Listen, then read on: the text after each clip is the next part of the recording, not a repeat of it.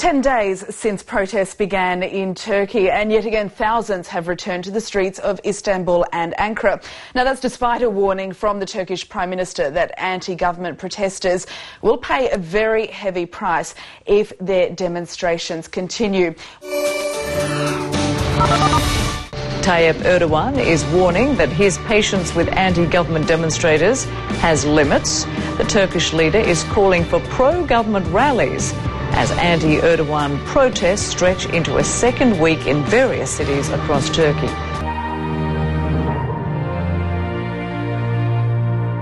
Prime Minister Recep Tayyip Erdogan has delivered a defiant speech describing anti-government protesters as looters. The demonstrators are ignoring Prime Minister Erdogan's warning that his patience is wearing thin.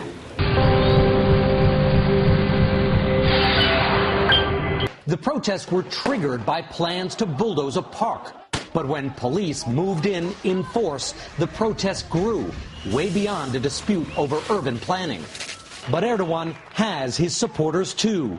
He was, after all, elected 3 times. And under him, Turkey's economy has boomed, with building everywhere. New bridges, a new airport. Erdogan's supporters today demonstrated in Ankara, sticking with a man critics are calling Turkey's new sultan.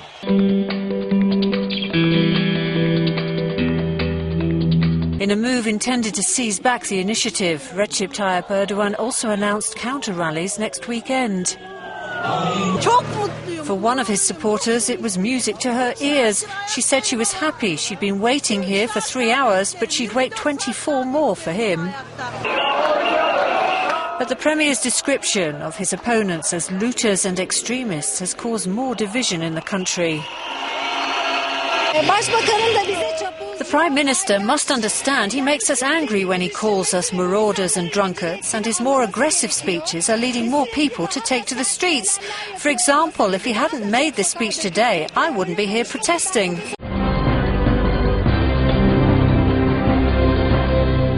The protest movement started as a demonstration against a plan to redevelop a park. Police moved in with what some have called heavy-handed tactics. Protesters across the country joined in, angry about what they call Erdogan's authoritarian style.